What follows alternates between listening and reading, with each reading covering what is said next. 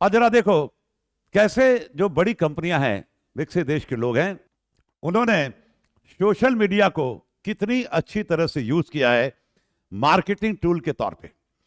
भारतीयों में ये आपका भी आदत है, कोई भी अगर आपके पास व्हाट्सएप पे अगर कोई मैसेज आता है समथिंग न्यू, तो आप बिना पढ़े लिखे सोचे समझे उसको आगे फॉरवर्ड कर देते हो, जितने लोगों को कर सको। पहले तो यही था, ये शो करने के लिए कि मुझे इसकी जानकारी आपसे पहले आ गई है। यस, तो मैं एक उदाहरण ले रहा हूं, देखो कितना इंटरेस्टिंग है। एक वर्ड है मस्टर्ड ऑयल, सरसों का तेल। तो हमारे गांव में, घरों में शुरू से ही सरसों का तेल, मस्टर्ड ऑयल यूज होता है, और अभी भी मुझे लगता है 200 रुपये लीटर से कम है, 200 रुपये पर लीटर कम है। लेकिन तब तक व्हाट्सएप ग्रुप पे आ गया कि जो ऑलिव ऑयल है, जैतून का जो तेल है, वो बहुत ही बेहतर है और मस्टर्ड ऑयल में बहुत तरह की समस्याएं हैं। तो बढ़ा चढ़ा के उसके फीचर को पेश किया गया, और एज अ रिजल्ट भारत के लोगों ने क्या किया, ऑलिव ऑयल खरीदना शुरू किया, और हर एक घर के किचन में जो मस्टर्ड ऑयल है, सरसों तेल को रिप्लेस किया गया, किससे? तो ऑलिव ऑयल से। और ये काफी महंगा होता है, काफी महंगा होता है। मैं घूमता हूं, मॉल में घूमता हूं, खरीदने के पर्पज से नहीं, सिर्फ रेट हमको देखना होता है जिससे कि पढ़ाने में मदद मिले। तो मैं किसी मॉल में घूम रहा था, वहां पे बहुत तरह के बॉटल से, बड़ी खूबसूरत बोतल होते हैं, तो सब पे मैंने प्राइस चेक करना शुरू किया। तो किसी का 400 रुपया, किसी का 450, किसी का 500, किसी का 550 पर लीटर। सरसों तेल 200 रुपये कम है। एक बॉटल पे मैंने देखा उसका प्राइस था 1500 रुपया। मैंने पूछा दुकानदार से, ये क्या है इतना महंगा? उसने बताया ये सलाद में यूज होता है। सोच सकते हो। तो धीरे धीरे इंडिया का जो लोग है वो मस्टर्ड ऑयल को छोड़ के किस पे मूव कर गया? Olive oil. और India became one of the major importer of olive oil. और अभी इसका जो अमाउंट है वो हमारे टोटल इंपोर्ट के 10% के बराबर हो चुका है। 10%। See the impact of social media. अगर आपसे पूछा जाए कि why olive oil is better than mustard oil, तो शायद आप जवाब नहीं दे पाएंगे, लेकिन खरीदेंगे जरूर। और सबसे इंटरेस्टिंग चीज जो है, अभी रिपोर्ट आया है अमेरिकन मेडिकल काउंसिल का, कि भारत के लोग जो है मस्टर्ड ऑयल को छोड़ के ऑलिव ऑयल पे चले गए हैं, और अमेरिकन जो है ऑलिव ऑयल को छोड़ करके मस्टर्ड ऑयल पे चला गया है। तो ये सब चीजें हैं, करेक्शन करना है, और सब कुछ सरकार नहीं कर सकती है, हमें आपको जागरूक करना पड़ेगा। तो 91 से अभी तक की बात करें तो performance of export sector is a damn good, बहुत बेहतर है, बहुत बेहतर है। एक्सपोर्ट्स हैव इंक्रीज, एक्सपोर्ट हमारा बढ़ा है, लेकिन growth of import is at a high rate, high rate. लेकिन अब जब से ये सरकार बनी है, कुछ जगह पे सही काम कर रही है। अब अगर कहा जाए तो कहीं कहीं पे आप देखोगे तो correct policy can be called import substitution with in export promotion. Import substitution with in export promotion, यानी ओवरऑल हमारी पॉलिसी जो है वो एक्सपोर्ट प्रमोशन की है। लेकिन जिन जिन चीजों का इंपोर्ट बहुत ज्यादा है, वहां हम कोशिश कर रहे हैं कि उसको इंडिया में बनाएं, या कोशिश करें इंडिया में बने। जैसे कुछ मैं एग्जांपल ले रहा हूं, जैसे Apple from USA, Apple USA का। अब एप्पल जो है उसने अपना इंडस्ट्री लगाया चाइना में, और लॉकडाउन के बाद चाइना के ऊपर से लोगों का, दुनिया के देशों का जो भरोसा है खत्म हो गया। क्योंकि बहुत से लोग आज भी मानते हैं कि ये जो वायरस था ये एक तरह से चाइना का डेलिबरेटली तैयार किया हुआ बायोकेमिकल वेपन था। तो खैर चाइना के साथ प्रॉब्लम है। अब कंपनियां जो है चाइना से शिफ्ट कर रही हैं बाकी देश।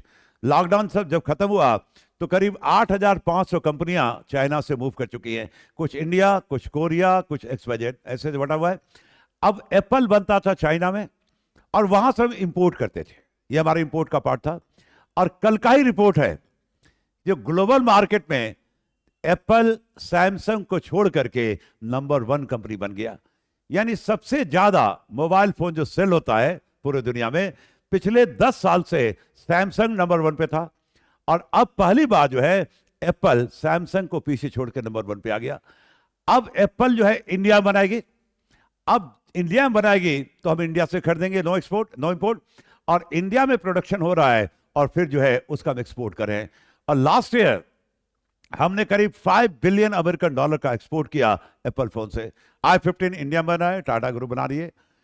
इतना ही नहीं, जैसे आर्म्स एंड एम्यूनिशन विपिन की बात करें, मेक इन इंडिया के तहत हम पहले खरीदते हैं, फिर कंडीशन होता है टेक्निकल ट्रांसफर, टेक्नोलॉजिकल ट्रांसफर, और फिर उसे हम इंडिया में बना रहे हैं और साथ साथ पूरे दुनिया को हम क्या करें, एक्सपोर्ट भी करें।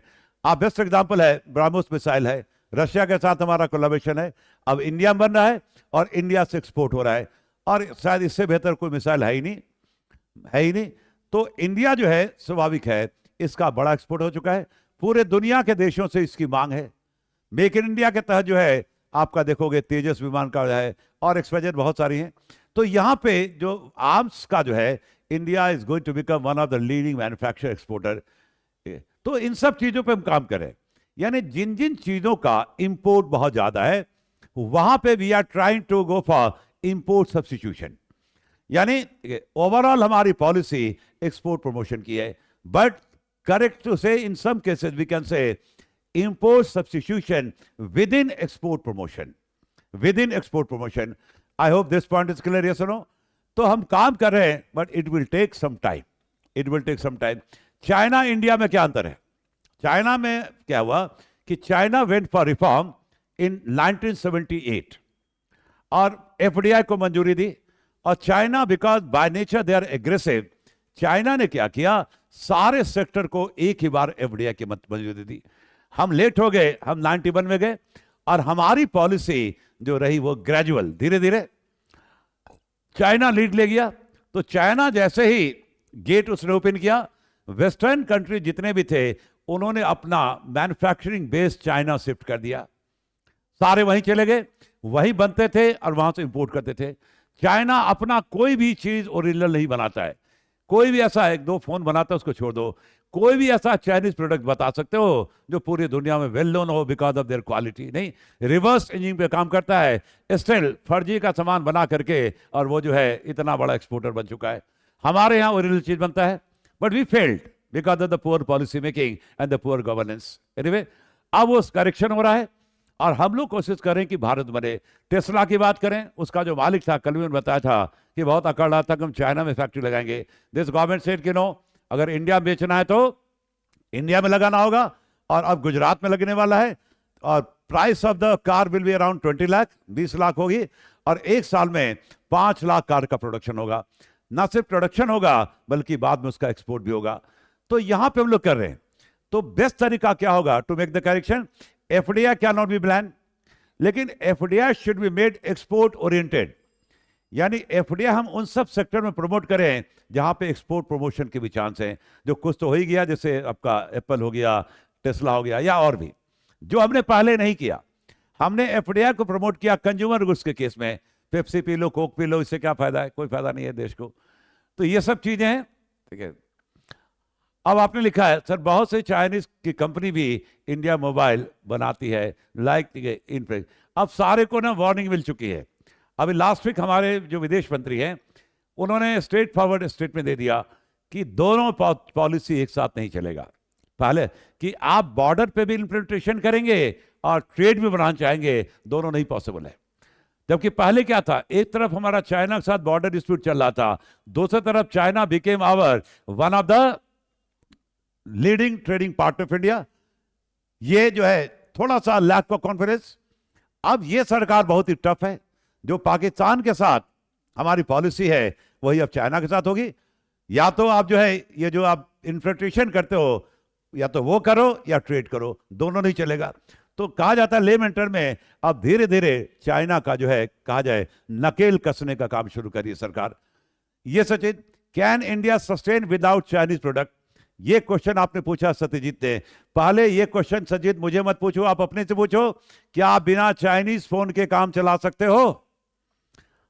आप में से 90% छात्र जरूर हैं जिनके पास चाइनीज मोबाइल होगा। ये क्वेश्चन आप अपने कंट्री से ना पूछें, ये आप पहले अपने आप से पूछें। तो आंसर इज नो। आप बात करते हो देशभक्ति की, सोशल मीडिया पे 15 अगस्त को, 26 जनवरी को बड़े नेशनल हो जाते हो, चाइनीज गुड्स का बहिष्कार करें, और पोस्ट जो करते हो वो भी चाइनीज फोन से ही करते हो। समस्या तो यही है। तो प्रॉब्लम जो है ना, it is there in the characters of Indian. They don't do everything. वो खुद कुछ नहीं करते हैं. They expect everything from the government. This is the problem. आप देखें ना, आप क्या करते हैं. आप देखें आप क्या करते हैं. आप अपनी तरफ शुरुआत करें. Never buy gold. अपने पूरे लाइफ में आप गोल्ड नहीं खरीदे, तब मैं समझूंगा कि आप नेशनलिस्ट हैं. बहुत सारे विकल्प हैं. अगर आपके पास पैसा है तो आप इन्वेस्टमेंट बहुत जगह कर सकते हैं. Why to buy gold. क्या आप ऐसा कर सकते हैं? आपको आंसर देना है. आई होप कि this point is clear now. तो things are changing at a very fast rate. But overall अभी भी ये स्थिति है कि एक्सपोर्ट्स काफी सही जा रहा है. Export sector is doing very well, but the problem is import का जो ग्रोथ है इट्स वेरी वेरी हाई. तो ओवरऑल हमारा जो पर मंथ ट्रेड डेफिसिट है वो अभी भी है 15 से 18 बिलियन अमेरिकन डॉलर. 15 से 18 billion American dollar per month trade deficit. I hope this point is clear.